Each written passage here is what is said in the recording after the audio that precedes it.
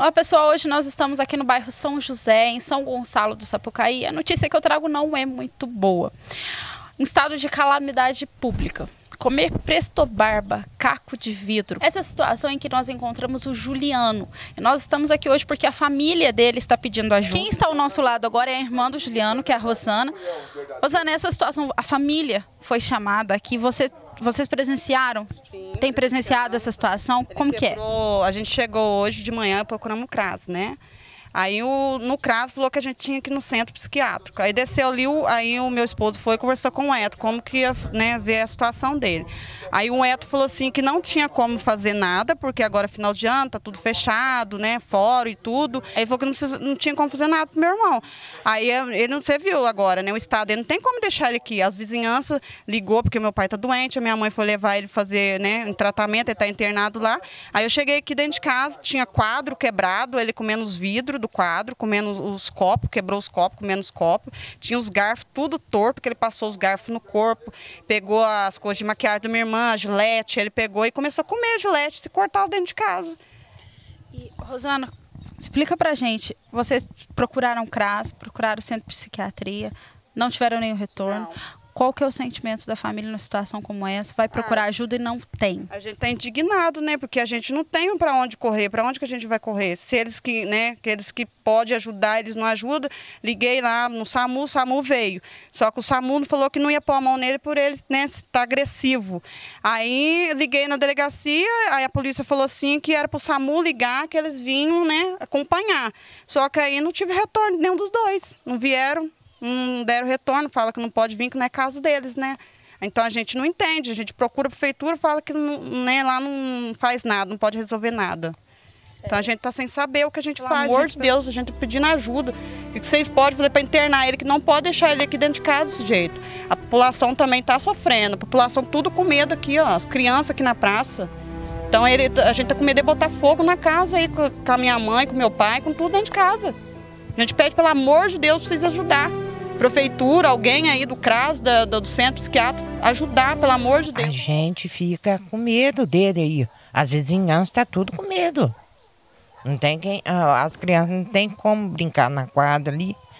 Porque só tá brincando hoje porque a mãe dele tá aí, né?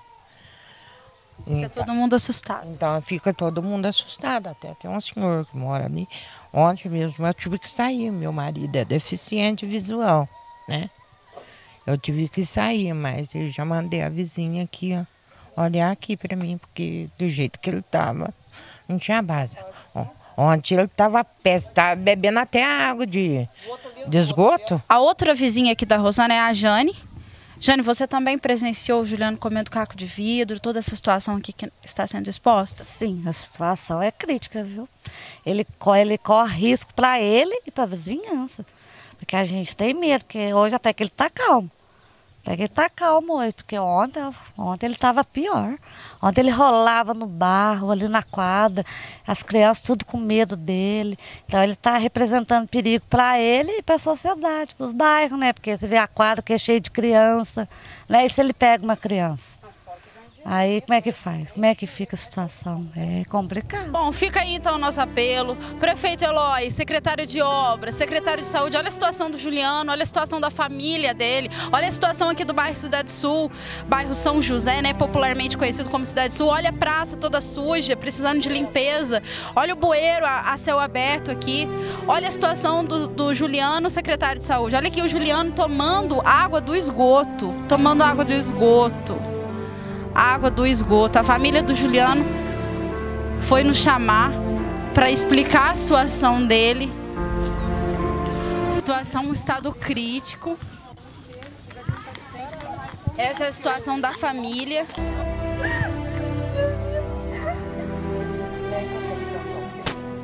Tantas obras na cidade, né? Tantas obras sendo feitas. Será que pode ser feita alguma obra aqui? Alguma obra humana? Para o pessoal aqui, para o bairro da Cidade Sul? Será que alguém pode olhar pelas famílias aqui? Fica aí então o nosso apelo. para quem pode fazer alguma coisa. Bom, pessoal, depois desse apelo que vocês acabaram de ver, não só da família do Juliano, mas de toda a comunidade do bairro São José, nós somos atendidos pela Prefeitura Municipal aqui de São Gonçalo do Sapucaí, através da Secretaria de Governo. E quem vai estar falando conosco a respeito do caso do Juliano é o coordenador aqui do CAPS, o Centro de Atenção Psicossocial aqui de São Gonçalo do Sapucaí, o CAPS 1, coordenador do CAPS 1, que vai estar explicando para a gente a respeito do caso dele e quais os procedimentos pelos quais o Juliano será submetido a partir desta semana. Confiram só. Foi passado para a gente que o Juliano estava com um problema em casa, estava se autoflagelando, que ele estava bebendo água de esgoto, mas como a gente não tinha conhecimento de nada, porque o Juliano nunca passou aqui, a última vez que ele passou num centro de saúde foi em 2010, que foi no PSF, então a gente não sabia do caso dele. O familiar dele, no caso o cunhado, queria uma internação para ele. Eu expliquei que internação em São Sebastião do Paraíso só com um laudo médico e muito difícil, demora meses, porque lá é um dos últimos hospitais psiquiátricos que existe.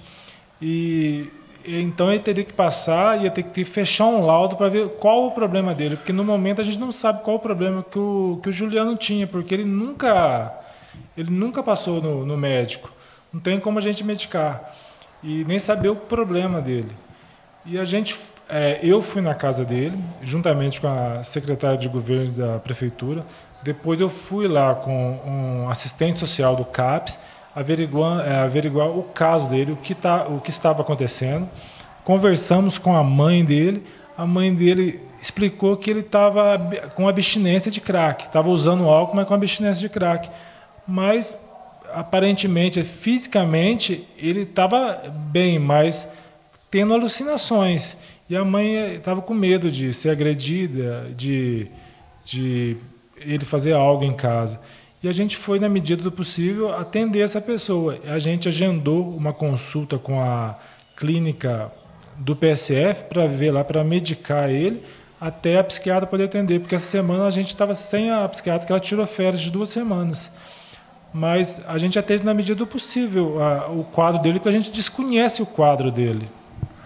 Então, agora o próximo procedimento em relação ao Juliano é primeiro ele passar por uma psiquiatra, receber um laudo médico, para depois, possivelmente, ser internado? Seria isso? Ele vai passar por um clínico geral, o clínico vai ver a necessidade de encaminhar para o psiquiatra ou não.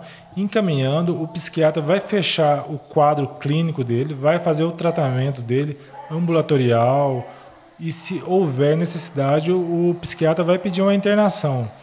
Mas a internação está se tendo muita dificuldade de internar porque não há hospitais psiquiátricos. Hoje, na nossa região, só existe São Sebastião. E São Sebastião não está comportando as pessoas. Para ter uma ideia, você pede uma internação, demora-se 2, 3 meses para surgir a vaga, mesmo assim com uma ordem judicial. Há uma grande dificuldade de leito psiquiátrico disponível. Hoje em dia, o trabalho de saúde mental é mais ambulatorial e a gente tem essa dificuldade da grande demanda pelo problema do álcool e drogas inserido na sociedade.